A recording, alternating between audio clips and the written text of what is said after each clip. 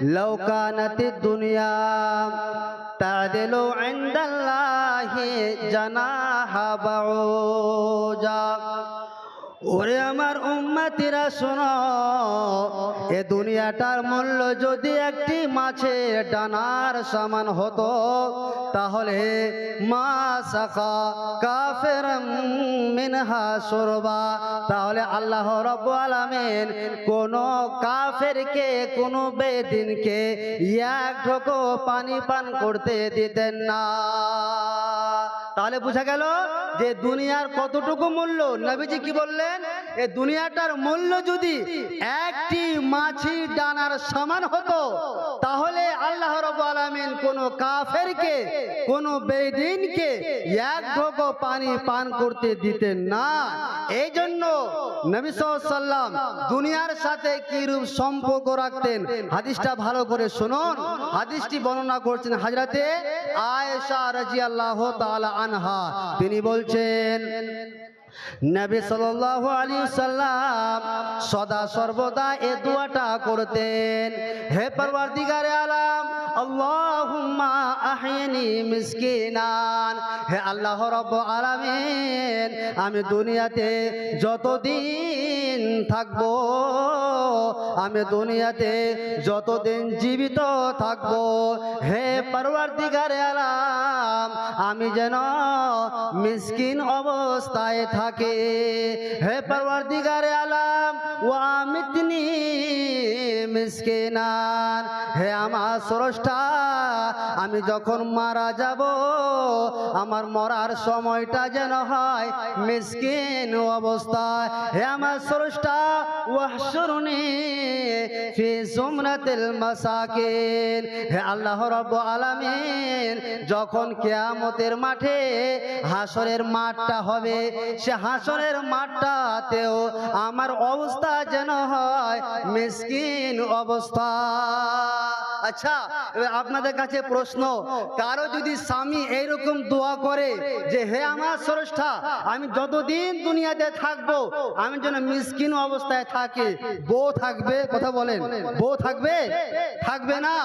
তো হযরতে আয়েশা রাদিয়াল্লাহু তাআলা আনহা তিনি বলছেন, ইয়া রাসূলুল্লাহ সাল্লাল্লাহু আলাইহি সাল্লাম লিমা ইয়া রাসূলুল্লাহ, হে আল্লাহ নবী সাল্লাল্লাহু আলাইহি সাল্লাম আপনি এইরকম দোয়া কেন করছেন যে আপনি দুনিয়াতে যতদিন বেঁচে থাকবেন আপনার বেঁচে থাকাকালীন অবস্থাটা হয় যেন মিসকিন অবস্থা, আপনি মারা যাবেন ওই সময়টুকু যেন হয় মিসকিন অবস্থা।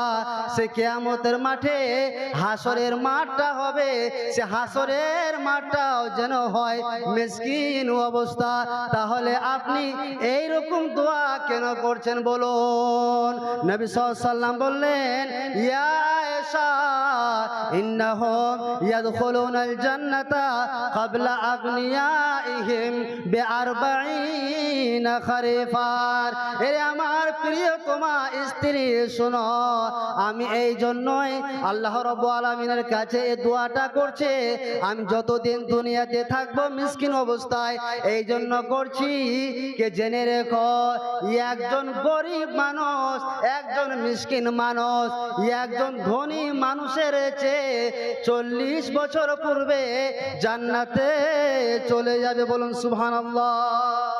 তাহলে কেন একজন ধনী মানুষ 40 বছর পরে, 40 বছর তাকে একটু সময় লাগবে তার ধন সম্পদের হিসাব দেওয়ার জন্য, এবং একজন গরিব মানুষের তো ধন সম্পদের নেই, তাহলে তাকে হিসাব কি লাগবে? 40 বছর পূর্বে জান্নাতে যাবে কে? কথা বলেন, গরিব মানুষটা। কার থেকে? ধনী মানুষের থেকে। তাহলে এবার ভাবুন যে দুনিয়ার ধন সম্পদের দাম কতটুকু, এ দুনিয়ার ধন সম্পদের মূল্য কতটুকু। এবার আপনাদেরকে বলি যে আপনারা এ ধন সম্পদকে খুব কি ভালোবাসেন? কথা বলেন, ভালোবাসেন? ভালোবাসেন না? ভালোবাসেন, তাই তো?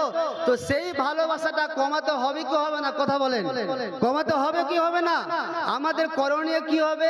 আখিরাতের জন্য প্রস্তুতি নেওয়া, তাই তো? আখিরাতের জন্য প্রস্তুতি নেওয়া। মা বোনদের উদ্দেশ্যে বলো, মা বোন আপনি আখিরাতের জন্য প্রস্তুতি গ্রহণ করুন। জেনে রাখুন যে মেয়েদের মধ্যে কত কত সুন্দর মেয়ে সে কবরে শুয়ে আছে। শুয়ে আছে কি না কথা বলেন? শুয়ে আছে। এবং মানুষদের মধ্যে, পুরুষদের মধ্যে হতে অনেক ধনবান পুরুষ এবং গরিব পুরুষ যেই হোক না কেন কবরে শুয়ে আছে। আচ্ছা, আমরা কি সারা জিন্দেগি ভর দুনিয়াতে থাকবো? কথা বলেন, থাকবো কি? চলে যেতে হবে। তাহলে আমাদের উচিত হবে আখিরাতকে মূল্যায়ন করা, আখিরাতকে প্রাধান্য দেওয়া, আখিরাতকে মূল্যায়ন করা। শুনুন, নবী সাল্লাল্লাহু আলাইহি ওয়াসাল্লাম বলছেন, ইয়াকুলুল আব্দু মালি মালে। ওরে আমার উম্মতিরা শোনো, দুনিয়ার মানুষেরা সবাই জানে যে এই দুনিয়াটা হলো ক্ষণস্থায়ী জায়গা এবং আখিরাত হলো চিরস্থায়ী জায়গা। অথচ এই দুনিয়ার মানুষেরা এই আখিরাতকে সে ভুলে গিয়েছে। দুনিয়াকে পাওয়ার জন্য প্রতিযোগিতা করে এবং প্রতিযোগিতা করতে গিয়ে তারা বলে, ইয়াকুলুল আব্দু মালে মালে, এটা আমার ধন সম্পদ, এই জায়গাটা আমার, এই বাড়িটা আমার, এই টাকা পয়সা গুলো আমার। বলে কি বলি না? বলে থাকে। নবীজি আমার বললেন, ওরে আমার উম্মতেরা শোনো, ওয়া ইন্না মালাহু মিন মালিহি, কিন্তু জেনে রেখো তোমাদের ধন সম্পদ থেকে তিনটা ধন সম্পদ কাজে লাগবে। কয়টা সম্পদ কাজে লাগবে? কথা বলেন, তিনটা। এক নম্বর কি? মা আকালা ফাফনা, আপনার ধন সম্পদ থেকে আপনি যা খেয়েছেন এবং খাওয়ার পরে আপনার শরীরে ভিটামিন হয়েছে, আপনার শরীরটা গঠন হয়েছে, এটা আপনার কাজে লেগেছে। কাজে লেগেছে কি লাগেনি? কাজে লেগেছে। দুই নম্বর, আউলা বিসাফা আবলা, আপনি যে পোশাকটা পরিধান করেছেন, এই পোশাকটা পরিধান করেছেন টাকাকে খরচ করে, শার্ট কিনেছেন, জামা কিনেছেন, প্যান্ট কিনেছেন, নিজের আবরুকে, নিজের ইজ্জতকে হেফাজত করেছেন, অর্থাৎ এই টাকাটা আপনার কাজে লেগেছে। তিন নম্বর কাজে লাগবে কি? আও আতা ফাক্তানা, আপনি আল্লাহর রাস্তায়, আল্লাহর মসজিদ, আল্লাহর ঘরের জন্য আপনি যে টাকাটা দান করবেন, সে টাকাটাই আপনার কাজে লাগবে। তাছাড়া নবীজি আমার বললেন, ওয়ামা সেওয়া জালিকা জাহিবুন ওয়া তারিকুহু লিন্নাস, ওরে আমার উম্মতিরা শোনো, সে সম্পদগুলো ছাড়া, অর্থাৎ তিন ধরনের সম্পদ ছাড়া যতগুলো সম্পদ রয়েছে, তোমার সম্পদ থাকলো, টাকা থাকলো, বাড়ি থাকলো, গাড়ি থাকলো, সবগুলো বেকার হয়ে গেল। অর্থাৎ সেগুলোকে তোমার যেগুলো ছেলে রয়েছে, মেয়ে রয়েছে, তারা সেগুলোকে বন্টন করে নেবে, কিন্তু তোমার কোনো কাজে লাগলো না। ওরে আমার মায়েরা, বোনেরা আমার, খালারে আমার, বাপজানেরা আমার, ভালো করে শুনুন। নবীজি আমার বললেন, ইয়াতবাউল মাইয়াতা সালাসাতুন, যখন কোনো মানুষ মারা যায়, সে মৃত মানুষটার সাথে তিনটা জিনিস যায়। কি কি যায় বলেন তো? কি কি যায় জানা আছে কারো? বক্তা নিয়েছি। হ্যাঁ, হায়দার। হ্যাঁ, তিনটা জিনিস যায়। কি কি কথা বলেন? আহলুহু, একজন মানুষ মারা গিয়েছে, মৃত মানুষ, সে মৃত মানুষটার সাথে যে জিনিসটা যায়, তিনটে জিনিস যায়।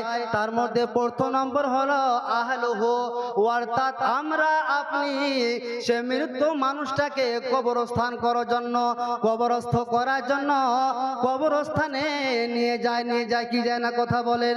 তাহলে মানুষগুলো যায়।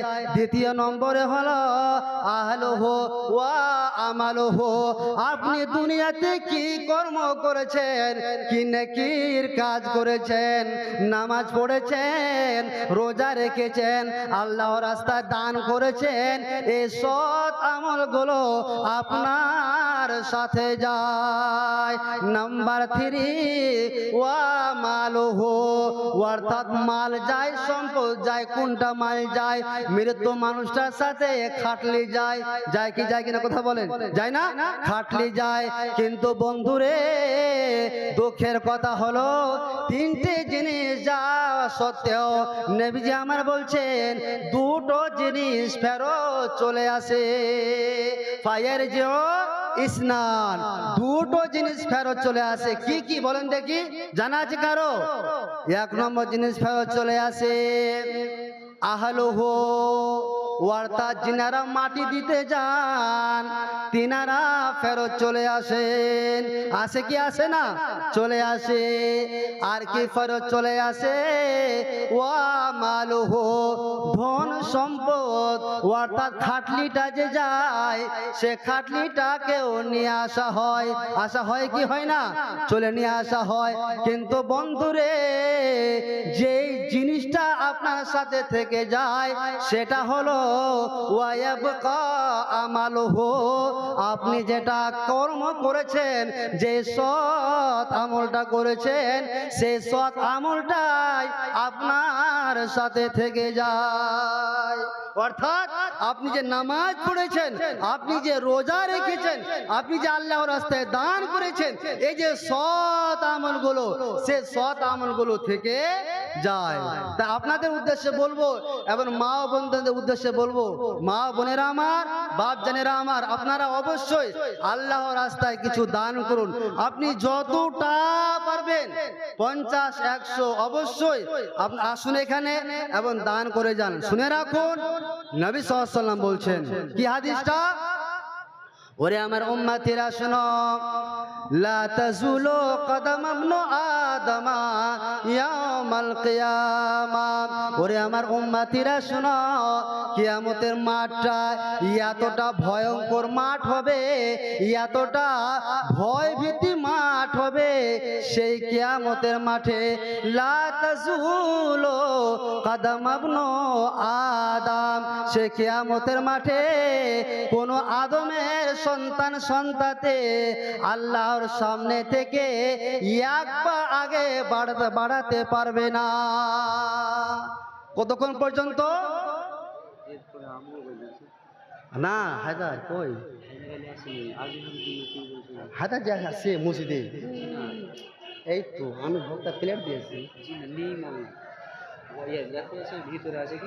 হ্যাঁ, ছোট রুমটাতে আছে ভিতরে। জি, তাহলে মনে হচ্ছে কোথায় গেছেন নাকি? প্যান ই করতে, প্যান মধ্যে গেছেন তো। হায়দার বক্তা আছে, তুমি সামনে বলো না, মসজিদ আছে যে।